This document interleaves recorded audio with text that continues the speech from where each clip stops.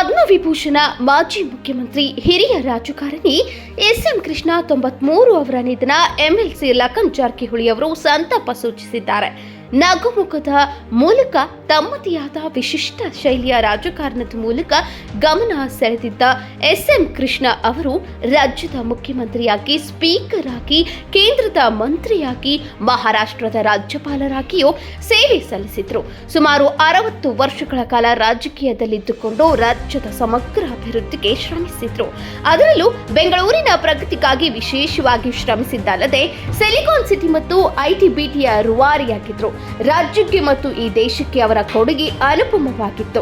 ಶಾಸಕ ಮತ್ತು ಸಂಸದರಾಗಿದ್ದ ವೇಳೆ ಬಹುತೇಕ ಸ್ಥಾನಮಾನಗಳನ್ನು ಪಡೆದ ಹೆಗ್ಗಳಿಕೆಗೆ ಪಾತ್ರರಾಗಿದ್ದ ಕೃಷ್ಣ ಅವರು ವರ್ಣರಂಜಿತ ರಾಜಕಾರಣಿ ಜೊತೆಗೆ ಶಿಸ್ತು ಪದ್ಧತಿಗೆ ಹೆಸರಾಗಿದ್ರು. ಕೃಷ್ಣ ಅವರ ನಿಧನದಿಂದ ನಾಡಿಗೆ, ದೇಶಕ್ಕೆ ಅಪಾರ ಹಾನಿಯಾಗಿದ್ದು ವೈಯಕ್ತಿಕವಾಗಿಯೂ ದುಃಖವಾಗಿದೆ.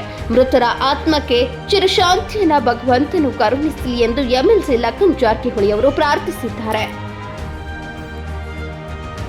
ಹೆಚ್ಚಿನ ಸುದ್ದಿಗಳಿಗಾಗಿ ನೋಡ್ತಾ ಇರಿ ಕನ್ನಡ 9 ನ್ಯೂಸ್.